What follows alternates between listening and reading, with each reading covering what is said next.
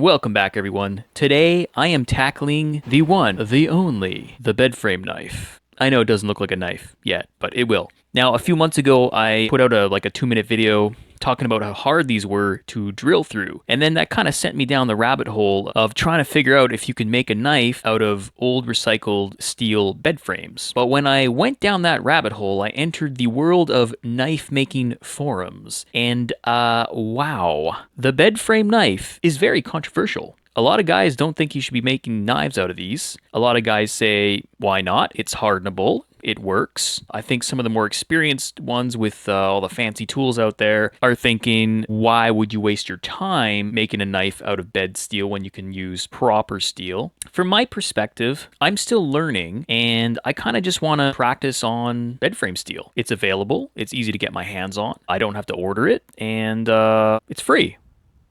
Can't beat free.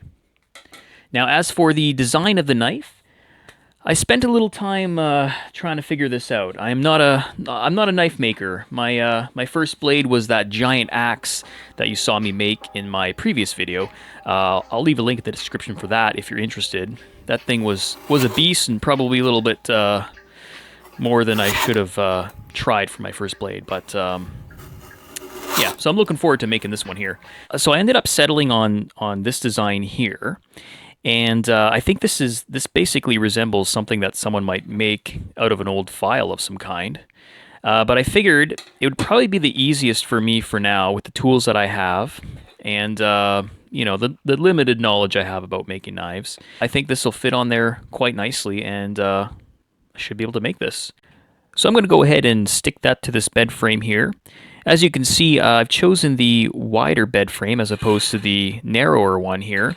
And that's simply because I like the sound of it better compared to this one. And again, for comparison, the mild steel. So I have a feeling this steel might be better than this one, and this is one of the things that I read about in the knife making forums is that there can be some inconsistencies with bed frames. So, just a little tip there.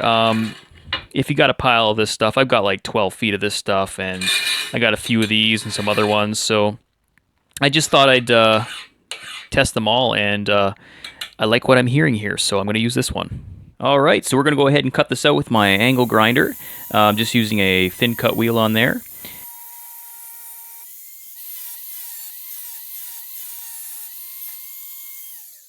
All right, guys, let's check this out here. So, yeah, just with the cutoff wheel, looking pretty good. It's going to need quite a bit of cleanup on the belt sander, but got her done. It's actually a lot thicker than I expected, so that's pretty cool. The edge of the bed frame is quite rounded over here, so I wasn't sure how thick it would be, but it's looking pretty good. All right, so let's get her cleaned up.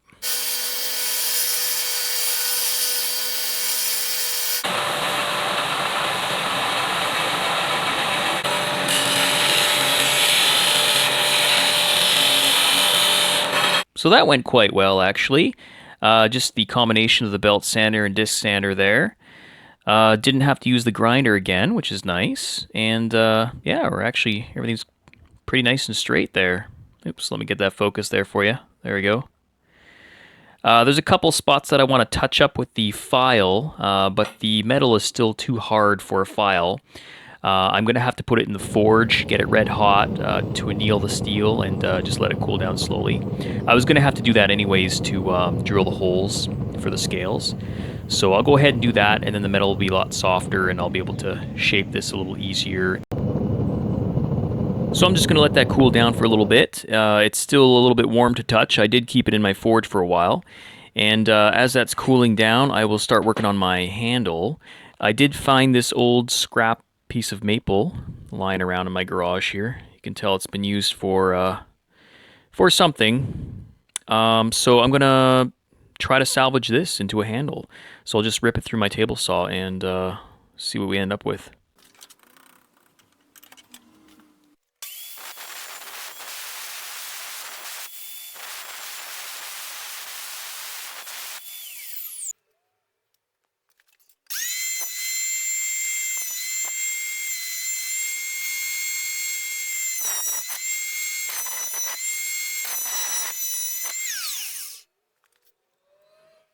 So after running that maple through my table saw, I ended up getting some burn marks, as you probably saw on camera there. So I decided to run it through my planer, which was a good idea either way, because now I got some really nice flat surfaces here, and yeah, it's looking pretty good. I'll just set these aside though, because I just want to do a little bit more work on my blade, and then we'll start drilling holes.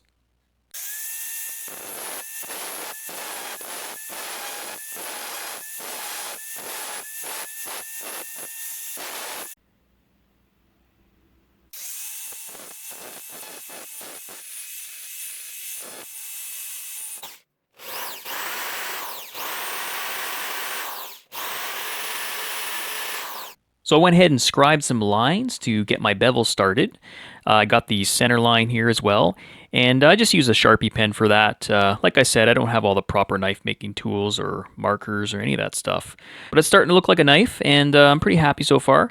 I will say though, this is taking a lot longer than expected. A lot of those knife videos on YouTube, I mean, these guys just make it look so easy, but it's actually quite a bit of work. So yes, I'm being humbled right now.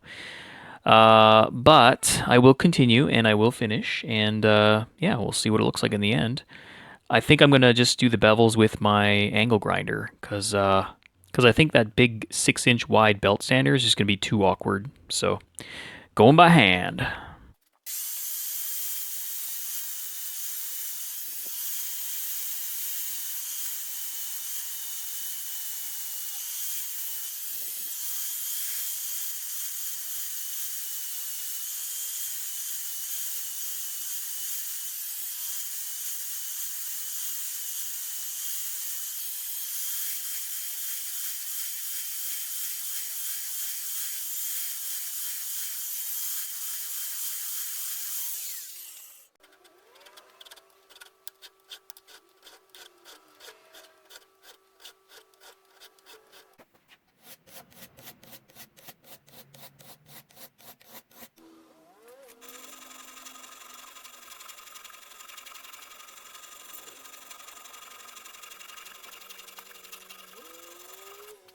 And after a couple of hours of grinding away there, this is what it looks like.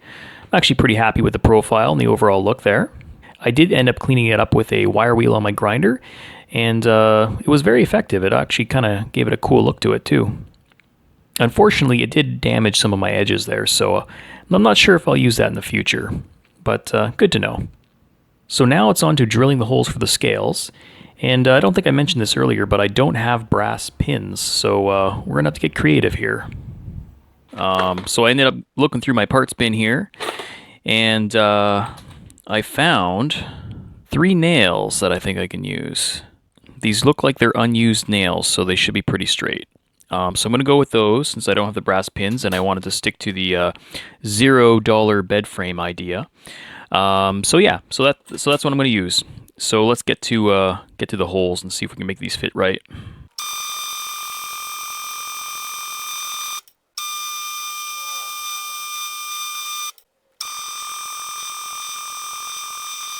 So as you can see, I got all the holes drilled out there. The nails are fitting in there quite snug, and I put some extra holes in there to increase the surface area for the epoxy to bond to. So now for the scales. To line up the scales, basically what I'm doing here is I'm connecting these scales with double-sided tape. Some guys use a couple drops of super glue.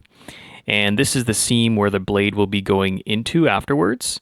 And then I just line up my blade on the top of these 2 scales and drill where I want my pinholes to go.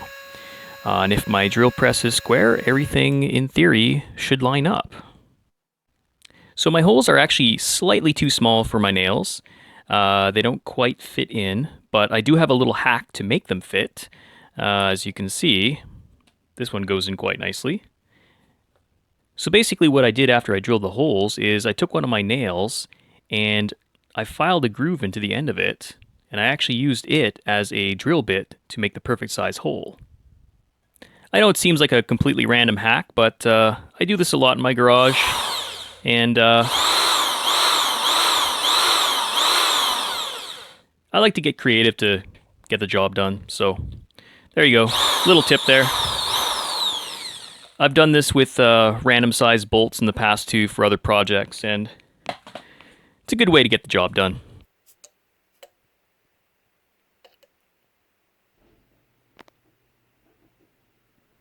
So the blade is pretty much ready for the heat treat, I think, but we'll just put that aside and continue on working on this handle. I still got to set up a few things with my forge and get my canola oil ready and all that stuff. So yeah, so that's why I've decided I'm just going to work on this for now, and then we'll eventually do the heat treat. All right, so the handle. Now, shaping the handle was quite the fiasco. I think I spent more time on this handle than any other part of this project, which was quite a surprise to me, because the knife making videos I've watched, they make it seem pretty darn easy. So I did end up drawing the shape that I wanted onto my scales, and then I went to the sander, and I quickly realized that my sandpaper was completely burnt out, and it was just burning through this hard maple. And if you've ever dealt with hard maple, you know how hard it can be, and it can really burn quite easily. This was 120 grit sandpaper, and apparently I should have been using 80 or below. So I switched to my miter saw to try to cut this thing out closer to the size that I wanted. I then switched to my router to get to the shape that I wanted. Now, this is a little bit sketchy. I wouldn't recommend this, so don't copy what I'm doing here. I basically just taped a scrap piece of wood to my blade and used that as my handle, and ran it through my router with a flush cut bit, and pretty much got the exact shape that I wanted. So it did get the job done, but I think this is one of those things I'm going to have to plan out a little better in the future and have the proper grit sandpaper and tools for making handles. The other problem I had was that it just looked too blocky.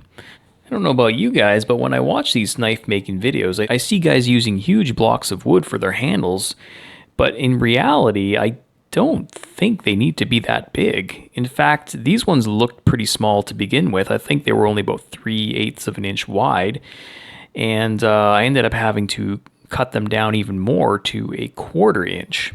And of course, cutting little tiny pieces like this on a table saw can be sketchy, so I rigged up this weird little jig here where I put some double-sided tape on this scrap piece of wood and some bamboo skewers through the holes, and then ran it through my table saw, hoping one of these scales wouldn't pop off and hit me in the face. Again, do not copy what I'm doing here, because I think this is probably kind of dangerous.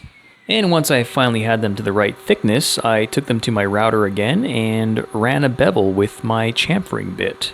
Now, I thought that I was just going to bevel these edges and I was going to be good to go, and I was quite wrong on that. I needed to do quite a bit of hand sanding to get this nice and smooth and feeling right in the hand.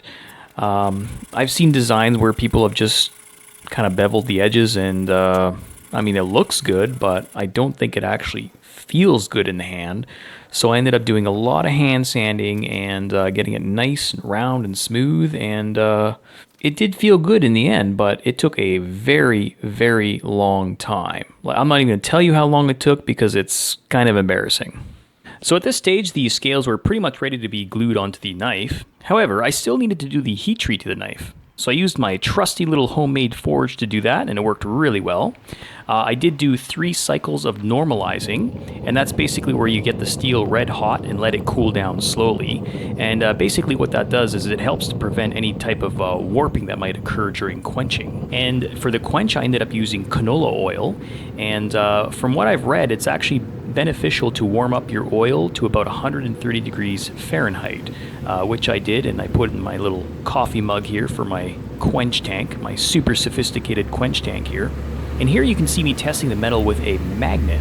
So when the steel gets to a certain temperature, it's no longer magnetic, and that's when you know that you're almost ready to quench. It just needs a couple more minutes, and in theory I should be quenching at about 1500 degrees Fahrenheit. So here it is, guys, after the quench. Did not develop any warps. Really nice and straight. The normalizing process is supposed to help with that, so I guess it did just that. And let me just get the microphone a little closer for the file test.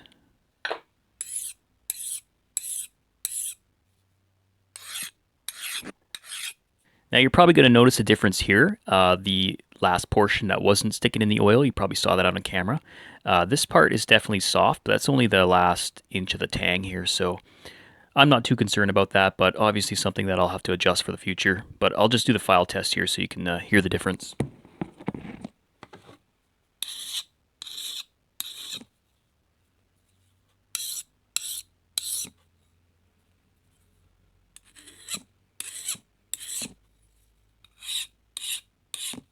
Anyways, I thought that was kind of a neat thing to show you guys. Okay, so what's next? Ah, yes, the tempering. Not done yet. All right, so the tempering. I set my oven to 400 degrees Fahrenheit, and I tempered for 2 1-hour cycles. And once that was done, this is what my blade looked like. Got a nice straw color there. And this is what it should look like, apparently. If you hit that 400 to 500 degrees range for your tempering, you should get a nice straw color. If you go above that, you're going to get into the blues and purples, and if you get those types of colors, then you've ruined your heat treat. So straw color good, blue purple not good. And then it was time for polishing. So I ended up polishing this blade to about 2000 grit, and I did it all by hand, so yes, it took a while. And I did, as you noticed here, I left some masking tape, and that's basically because I kind of wanted to preserve some of that straw color. I'm not sure if it's a thing in knife making or not, but I did it anyways, and kind of like how it looks. So there you go. And finally, the glue up. Wow, so I'm just going to kind of skim over this real quick. I laid everything out, got everything ready. I'm using 5-minute epoxy. I cleaned everything really thoroughly with paint thinner. Wrapped a bunch of stuff up with masking tape so I didn't get epoxy sticking everywhere. I made some cool little wood jig thing to clamp this thing together to make sure my clamps didn't damage the scales. And I glued it together, got my pins through there, let it dry overnight. Once that was done, I took everything apart in the morning. Everything looked good. I cut the pins down with my hacksaw and sanded them on my belt sander, and everything came out nice and smooth. And then it was time for more, you guessed it, sanding. So this part took another couple of hours, just sanding away, sanding away, sanding away. But the good thing is I got really nice smooth curves, and it feels really good in the hand. So I think this is one step that was well worth it and really necessary. I mean, if your handle doesn't feel good, you're not going to want to use the knife. For the finishing, I ended up using tongue-and-teak oil. I put several coats of this, I think 3 or 4, and I wasn't 100% happy with the sheen. I wanted a little bit shinier, so I ended up putting a couple coats of rub-on polyurethane a few days later. And you'll see that in the final product. All right, so there it is, everyone. The $0 bed frame knife. Don't go anywhere yet, there will be some testing. The question was, can you make a knife out of recycled bed frame steel? The answer is yes. Now, is it worth it? I'll have to let you decide on that one. Personally, I think it's a great material to use if you're still learning and developing your skills. There's a lot to learn when making a knife, and the learning curve is very steep.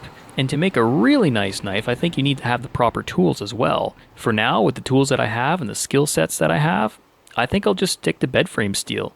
And for the testing, so of course I had to start with the cliche forearm hair shave. And yes, it is razor sharp and can shave hair. Not bad. And now for the paper test.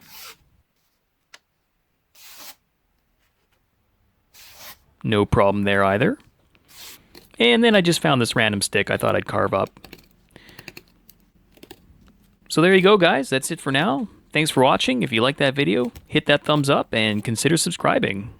See you next time.